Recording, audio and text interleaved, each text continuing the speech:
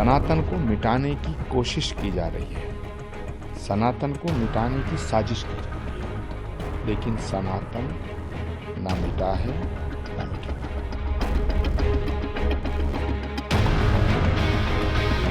उपचुनावों में मिली करारी हार से बौखलाई समाजवादी पार्टी, जिसको मैं अभी उनको मैं शोक संवेदना भी देना चाहता हूँ।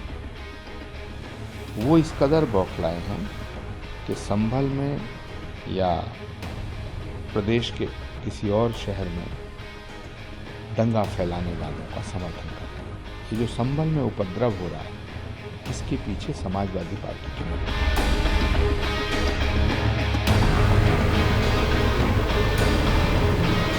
यूपी के संभल में जामा मस्जिद में सर्वे के दौरान हुए बवाल में 2 लोगों की मौत हो गई है। जिले के एसपी ने इसकी पुष्टि कर दी है। दरअसल रविवार सुबह जब कोर्ट के आदेश पर टीम सर्वे करने पहुंची तो स्थानीय लोगों ने पथराव शुरू कर दिया, जिसके बाद पुलिस को आंसू गैस के गोले दागने पड़े। इस दौरान प्रदर्शनकारियों ने आगजनी शुरू कर दी। घटना के दौरान एसपी समेत कई पुलिसकर्मी भी जख्मी हो गए। पत्थरबाजों ने पुलिसकर्मियों की गाड़ियों में आग लगाकर उन्हें निशाना बनाने की कोशिश की। अब पुलिस उपद्रवियों के खिलाफ एनएसए के तहत कार्रवाई की तैयारी कर रही है। ड्रोन से वीडियोग्राफी की गई है। सीसीटीवी कैमरों की मदद से इन सभी लोगों की पहचान की जा रही है और उनके खिलाफ कार्रवाई होगी। आप लोगों को मैं दोबारा आगाह कर रहा हूं, यहाँ धारा 163 मौके पे लागू है। कोई भी 5 से ज्यादा लोग हैं वो गैर कानूनी मजमा है।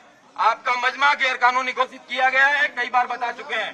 आपके खिलाफ कठोर से कठोर कार्रवाई अमल में लाई जाएगी। आप सभी लोग अपने घर चले जाएं। देखिए, तो एसपी साहब में कह रहे हैं कि बीएनएस की धारा 163 जिसे धारा 144 पहले कहा जाता था वो लागू है, हट जाइए। कुछ लोग आते हैं भीड़ में से निकल के और कहते हैं पुलिस पीछे हट जाए, हम समझाएं। पुलिस ने कह दिया तुम्हारे बाप के नौकर नहीं है, पुलिस है, उसका काम है लॉ एंड ऑर्डर संभालना, वो संभालेगी और पीछे हट जाएं। करियर बर्बाद मत करें। कानूनी कार्रवाई जो है आप पर की जाएगी। रिकॉर्डिंग हो रही है, देखिए तमाम आरआरएफ के जवान जो है आपको बड़ी संख्या में नजर आ रहे हैं। लोग समझा रहे हैं, लेकिन कौन लोग हैं जो इसी भीड़ में से उकसा भी रहे हैं और इसी भीड़ में से समझा भी रहे हैं। मिक्स ऑडियंस है, लेकिन जाहिर तौर पर बहुत कुछ मुट्ठी भर लोग हैं। इन पर कड़ी कार्रवाई होगी, वो जेल में जाएंगे, दंगा फैलाने के जुर्म में जाएंगे। लेकिन आप देखिए पुलिस को अपनी कैसे जो उनकी अपनी पब्लिक प्रॉपर्टीज हैं उनको पीछे करना पड़ रहा है। पहले गाड़ियों को अंदर किया गया, गाड़ियों को फोड़ा गया और उसके बाद जो है आप हालात देखिए इस तरह के बने हुए हैं। ये तस्वीर आप देखिए, ये देखिए एक महिला है जो खुद समझा रही है। कितनी साहसिक महिला है जो खुद समझा रही है, वो समझा रही है लोगों को। आइए, आप लोगों को समझा रही है, लोग क्यों नहीं मान रहे? कौन है? यूं नहीं मानना है, बेमतलब में हंगामा घटवाना चाह रहा है यहाँ पे। अरे सर्वा मकान है, हम चाह रहे हैं सुकून से सर्वा हो जाए, उसकी कोई बात नहीं। कौन है जो ठेकेदार है जो उकसा रहे हैं चंद लोगों को? ये 15-20-50 लोग उकसा रहे हैं। ये पब्लिक है, पब्लिक को कौन कह रहा है कि कुछ? जब प्रशासन कह रहा है मौजूद है सामने, लोग हैरान कर रहा है ना कि आप लोग जाइए। प्रशासन की बात क्यों नहीं सुन रहे लोग? ये देखिए लोग रोक रहे हैं, समझदार लोग हैं। ये देखिए, और फिर से पत्थर चले हैं और ये पत्थर कई बार जो है इन गलियों में आते हैं। ये देखिए पत्थर आना शुरू, ये ऊपर से पत्थर आ रहे हैं इस वक्त। ये पत्थर लगातार कभी भी कहीं से भी आ जाते हैं। सबसे बड़ी समस्या इन पत्थरबाजों की है। लोग खुद कह रहे हैं कि हम शांति से रहना चाहते हैं, यहाँ से चले जाओ, क्यों बवाल काट रहे हैं? ठीक है, यहाँ पर कोई नहीं चलने का है। ठीक है, तो आप ये देखिए लोग समझा रहे हैं, लेकिन कौन लोग हैं? देखिए कुछ लोग मना रहे हैं। ऐसे में कौन लोग हैं? बाहर के लोग तो नहीं, कौन आगे? इस मोहल्ले के लोग हैं जितने। ये मान क्यों नहीं रहे? पुलिस की बात वो समझा रहे हैं सर, मगर अरे आओ हाथ में पत्थर ले रखे हो। वो देखिए हाथों में पत्थर लेकर ये खड़े हुए हैं, हाथों में पत्थर लेके खड़े हैं। इनको डर नहीं है। बूढ़ी माएँ समझा रही हैं, घर की महिलाएं बुजुर्ग समझा रहे हैं, मान जाओ। ये देखिए हाथ हिलाकर समझाया जा रहा है। ये देखिए अब देखिए, अब ये अनाउंसमेंट करवाया जा रहा है। क्या अनाउंसमेंट करा रहे हैं आप लोग? पब्लिक को उनको बोलिए कि कानून व्यवस्था को माने, कुछ नहीं जा रहा है सर। इस टाइम जो है ना, इस टाइम कुछ नहीं बोल सकता। चलिए, तो लोगों को रोकने की कोशिश। आंटी ये बताइए कि आपने क्या समझाया लोगों को? मतलब यही तो कानून से काम हो रहा है, कानून का होने दो। सही बात, जो होगा देखा जाएगा। तो इनको किसने कह दिया कि कुछ गलत हो रहा है? तो देखो जरा क्यों खड़ा कर रहा है? इनको किसने समझा दिया? सर्वा हो रहा होने तो कोई ऐसी वैसी बात थोड़ी ना। जो होगा कोर्ट के आदेश सबके सामने होगा। सबके साथ सदर है, मस्जिद के वकील अंदर है, सही बात है।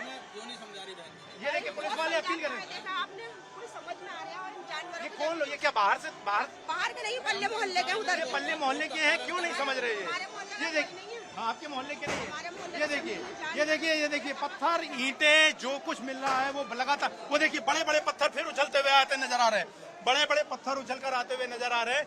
और आप देखिए यहाँ पर जो है टीम जो है वो देखिए, कोर्ट कमिश्नर की टीम जो है वो एक बार मैं कैमरामैन, वो देखिए कोर्ट कमिश्नर के जो कैमरामैन है वो आपको तस्वीरों में नजर आएंगे। वो देखिए, ये एक्सक्लूसिव तस्वीर, कोर्ट कमिश्नर के जो कैमरामैन हैं वो वीडियोग्राफी फोटोग्राफी यहाँ पर कर रहे हैं, क्योंकि उनका काम है। कोर्ट कमिश्नर जो होता है वो जो सिविल सूट दावे होते हैं उनमें ये प्रक्रिया है कि वीडियोग्राफी और फोटोग्राफी पहला स्टेप होता है, और उससे दावों के आधार पर देखिए, वो देखिए नारेबाजी शुरू और पत्थरबाजी, नारेबाजी पत्थरबाजी। ये देखिए चंद 15, 20, 30 लड़के हैं, इनको लोग समझा रहे हैं समझिए, और ये नहीं समझ रहे। जाहिर तौर पर इनके बीच में कोई नेतागिरी कर रहा है, कोई कॉन्स्पिरेटर है, और पुलिस जब उस कॉन्स्पिरेटर को अपने कब्जे में लेगी तो जाहिर तौर पर कार्रवाई होगी। सब लोग समझा रहे हैं। देखिए तमाम लोग हैं, घर की महिलाएं, पुरुष बार बार कह रहे हैं क्यों नहीं मान रहे हो, कोर्ट कमिश्नर सर्वे है, कोर्ट के आदेश से। लेकिन आप देखिए, ये देखिए उनके साथ तस्वीर दिखाइए एक बार। ये देखिए, ये देखिए, ये देखिए, ये देखिए, ये देखिए, ये देखिए कौन है ये नकाब, इनका मकसद क्या है, किस बात की, इनसे क्या चीज छीनी जा रही है, इनकी कौन सी जमीन छीन ली गई, इनके कौन से मौलिक अधिकार छीन लिए गए, कौन से इनसे संविधान के खिलाफ कोई चीज हुई। कोर्ट का आदेश है, सर्वे होने दीजिए, होते रहते हैं, दावे पेश होंगे, सच होगा जिसका वो निकलेगा। लेकिन कोर्ट के आदेश में सरकारी काम में बाधा डाल रहे हैं, दंगा फैला रहे हैं, अशांति फैला रहे हैं। धारा 163 BNS जो कि 5 लोगों से ज्यादा इकट्ठे होने की इजाजत नहीं देती, उसको तोड़ रहे हैं, सबको तोड़ रहे हैं और नहीं मान। कौन लोग हैं अंकल ये जो मान नहीं रहे? शायद की पब्लिक है सर, वैसे कुछ नहीं है।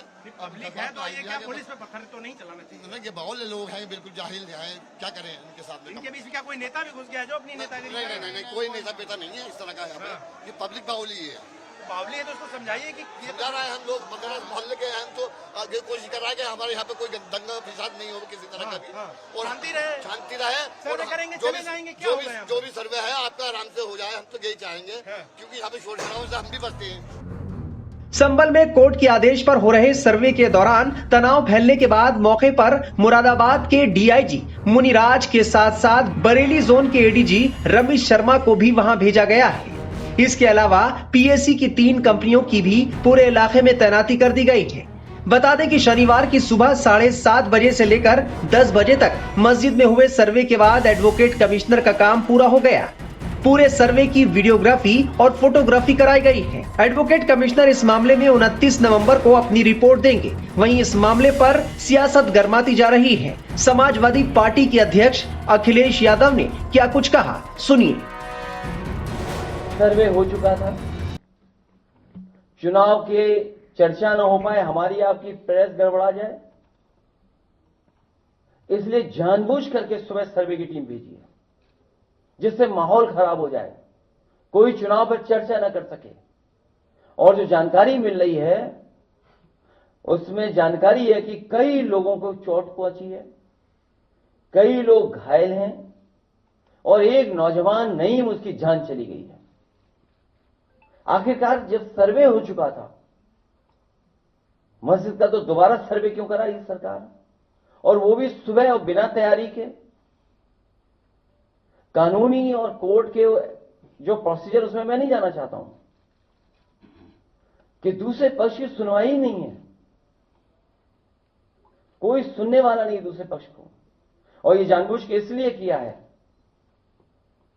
कि आज किस बात पे चर्चा हो, किस इमोशन पे चर्चा हो,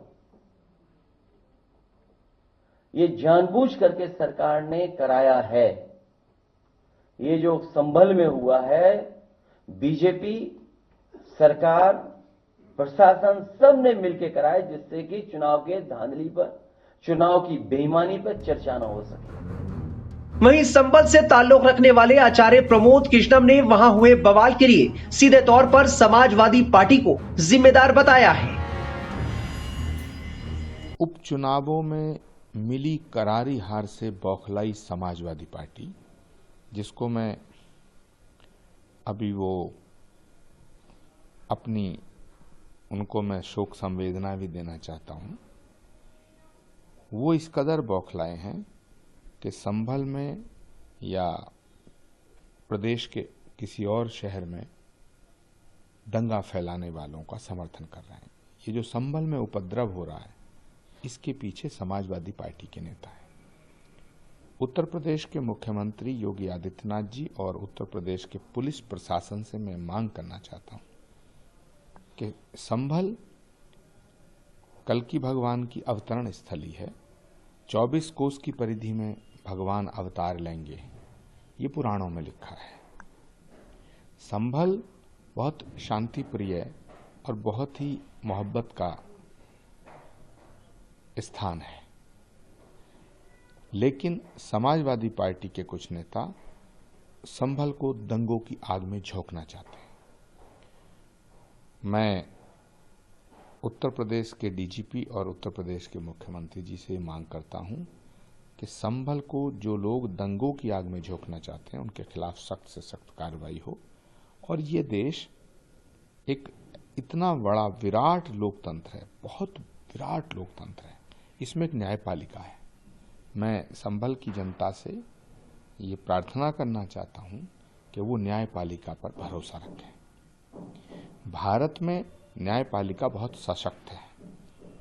कोर्ट के आर्डर का सम्मान करना हर हिंदुस्तानी का फर्ज बनता है। कोर्ट जो आदेश देगा उसके अकॉर्डिंगली आगे सबको उसकी बात को मानना पड़ेगा, कोर्ट के फैसले को मानना पड़ेगा। लेकिन कुछ लोग हैं जो अपने आप को कोर्ट से ऊपर समझते हैं। उन सब लोगों को समझ लेना चाहिए कि उत्तर प्रदेश में मुख्यमंत्री योगी आदित्यनाथ हैं। उत्तर प्रदेश के मुख्यमंत्री योगी जी हैं। उत्तर प्रदेश के मुख्यमंत्री योगी जी के रहते हुए कोई भी दंगाई, कोई उपद्रवी, कोई बड़े से बड़ा नेता, कोई माफिया बच नहीं पाएगा। बता दें कि हिंदू पक्ष की ओर से न्यायालय में वाद दायर किया गया है। उसमें उन्होंने हरिहर मंदिर होने का दावा किया है। न्यायालय ने कोर्ट कमिश्नर नियुक्त किया था। मंगलवार को कोर्ट कमिश्नर ने पहली बार मस्जिद पहुंचकर सर्वे किया था। करीब 2 घंटे तक वीडियोग्राफी और फोटोग्राफी की गई थी। दोबारा आज यानी 24 नवंबर को सर्वे के दौरान बवाल हो गया। कोर्ट कमिश्नर 29 नवंबर को न्यायालय में रिपोर्ट पेश करेंगे।